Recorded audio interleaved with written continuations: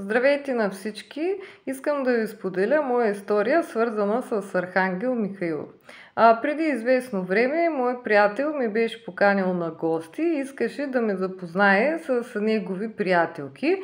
И когато аз отидох в неговата къща и започнахме да разговаряме на много духовни теми с него и с неговите приятелки, видях как в стаята се яви нискочестотен дух, който е дух на починал човек, който обитава къщата от известно време.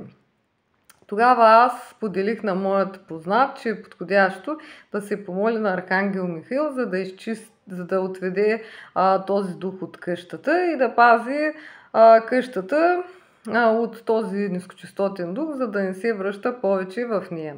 Тогава моят познат се помоли на Архангел Михаил и видях как Архангел Михаил ми се явява в стаята и в стаята се отвори портал, който беше създаден от бяла светлина, която много силно блести, и тогава Архангел Михаил се попита да отведе този дух със себе си в рая, чрез този портал, който светеше силно от бяла светлина, но този дух не желаеше да тръгне с Архангел Михаил и да се прибере в рая. Тогава Архангел Михаил ми сподели, че този дух не желая да се прибере с него и че той няма право да го отведе със себе си, защото нискочестотните духове имат свободна воля. И Бог е дал свободна воля на духовете да изберат дали да останат тук на земята или да се приберат в рая. Тогава аз помолих Архангел Михаил да отведе този дух извън къщата и да пази къщата от този дух, за да не се връща, защото този дух може да обсеби моят познат или негови приятели или негови роднини, които живеят в къщата. Нискочестотните духове, които остават тук на земята, могат да съществуват само ако се хранят с енергия от хората, затова има опасност този дух да обсеби моят познат или негови приятели. Искам да ви споделя и друга моя история, свързана с Архангел Михаил. Преди много години моя позната ми беше писала, за да ми зададе въпроси, свързани с нейни проблеми. Тя ме помоли да попитам архангелите за съвети, свързани с нейните проблеми, и аз си казах да ми изпрати нейна снимка.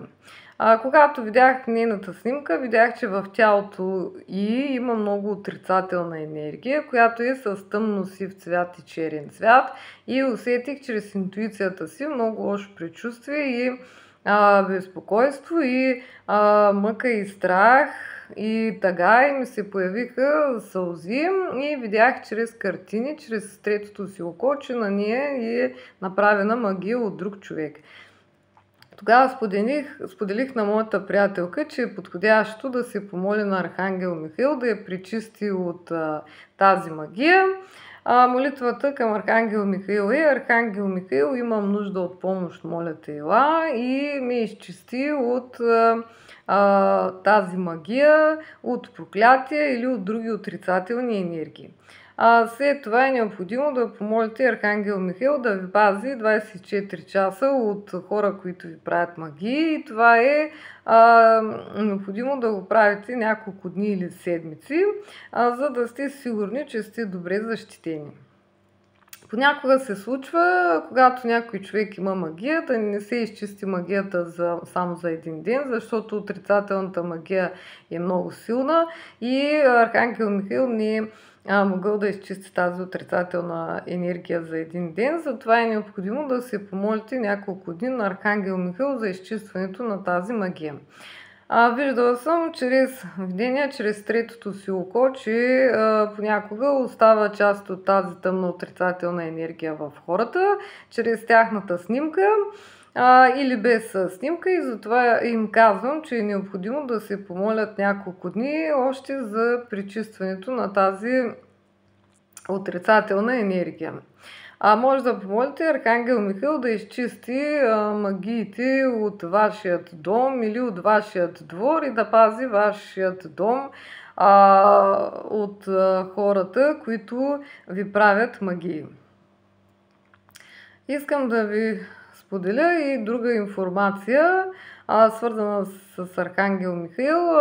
Понякога, когато един човек е спокоен, уравновесен и когато е в хармония, се случва в един момент да стане много агресивен и да започне да се държи агресивно към своите близки приятели и роднини и да може да използва насилие срещу тях, може да изпадне в някаква депресия или може да чувства други отрицателни емоции. Това се случва, защото най-вероятно този човек е обсебен от нискочестотен дух, който е напочинал човек, който е останал тук на земята и който е агресивен.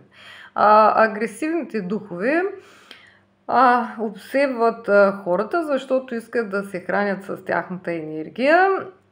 И понякога нискочестотните духове могат да влияят на мислите на човека и на неговите действия и решения и да го накарат той да започне да пие много алкохол и да стане алкохолик. Като по този начин те го държат в ниска чистота и влияят по-лесно на неговата психика и могат да го контролират.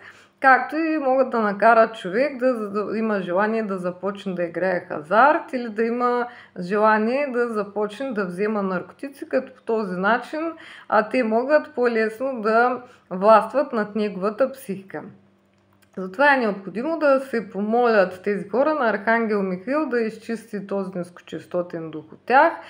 Чрез молитвата Архангел Михаил, имам нужда от помощ, моля те ела и изчисти този дух този нискочестотен дух от моето тяло и ми пази няколко дни или седмици от този нискочестотен дух, за да не се връща в тялото ми. Понякога се случва агресивните духове да напуснат тялото на човека, но отново да се върнат. И затова е необходимо да се молите няколко дни или седмици, или колкото време по-дълго е необходимо за изчистването на този нискочестотен дух от тялото ви, чрез Архангел Михаил. Искам да ви споделя и друга информация. Когато някой човек известно време не е желаял да живее вече тук на земята и не е желаял вече да бъде в това тяло. И когато този човек е бил в депресия или е изпитвал голям гняв или голяма тъга, той по този начин има ниска чистота и по този начин той излъчва отрицателна енергия и по този начин може да привлече нискочестотен дух, защото нискочестотните духове също имат ниска чистота и нискочестотните духове могат лесно да го обсебят, защото той е с много ниска вибрация и защото самият човек не желае собственото си тяло, затова нискочестотните духове искат да обсебят тялото му и го обсебват. Ако имате някакви сериозни проблеми, е необходимо, ако желаете, да се помолите на Архангел Михаил да ви даде сила и кураж и да ви помогне да се справите с сила с вашите проблеми, защото чрез сила, за да имате сила с вашите проблеми, защото по този начин вие няма да имате ниска вибрация и няма да сте лесно податливи от обсебване от нискочестотни духове. Затова архангелите, както и Исус Христос, Дева Мария и Бог могат да ви помогнат, ако ги помолите да разрешат вашите проблеми и по този начин вие да не сте в депресия за дълъг период и да не изпитвате отрицателни емоции, чрез които ще имате ниска чистота и може да привлечете нискочестотен дух, който да обсеби тялото ви. Искам да ви споделя и друга информация. Когато някой човек започне да чува някакви силни шумове в неговата къща и не знае откъде са, или ако започнат да падат някакви предмети, в неговият дом, или ако започне да сънува кошмари с някакви духове и се събужда много често и е нападан на сън от някакви духове, най-вероятно в къщата има нискочестотен дух на починал човек, който иска да накара човека да изпита страх и притеснение, да го безпокои, и най-вероятно този дух е агресивен, затова е необходимо този човек да се помоли на Архангел Михаил да изчисти този нискочестотен дух от неговия дом и да пази домът му от този дух. Искам да ви споделя и друга моя история, свързана с Архангел Михаил. Преди известно време аз бях решила да проведа семинар,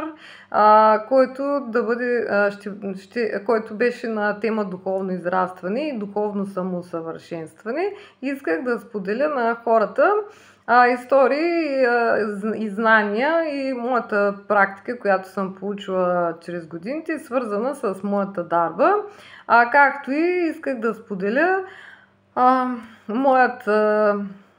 моите знания, моят опит и моите истории, които съм преживяла, докато помагам на хората, чрез знанията ми на психолог. Когато аз реших да проведа този семинар пред голяма публика от хора и изпитах притеснение, защото за първи път щях да споделям информация, свързана с дарбата ми, пред толкова много хора. И по тази причина помолих Архангел Михаил да ми даде сила и кураж и по-голямо спокойствие, докато водя този семинар и споделям информацията на хората, която искам да предам. Тогава попитах Архангел Михаил как да се справя с моето притеснение и Архангел Михаил ми каза да си задам въпроса защо съм решила да водя този семинар. Аз отговорих на Архангел Михаил, че съм решила да водя този семинар, защото искам да предам моите знания, опит и практика на хората и да съм им полезна с тях, както и да служа на Бог. И тогава Архангел Михаил ми каза, когато застана пред хората и когато започна да говоря пред тях, да си повтарям, че аз съм там, за да предам моите знания и опит и практика и да съм полезна на хората с тях и да служа на Бог. И след известно време, когато аз започнах да водя този семинар и започнах да споделям информацията на хората, бях по-спокойна, защото си спомнях съвета на Архангел Михаил и когато се притесних, че ще споделям пред хората за информация, свързана с моята дарба, повтарях, че аз съм там, за да съм полезна на хората и за да им предам моята практика и знания и опит и за да служа на Бог. И по този начин бях спокойна и предадох информацията на хората, която исках.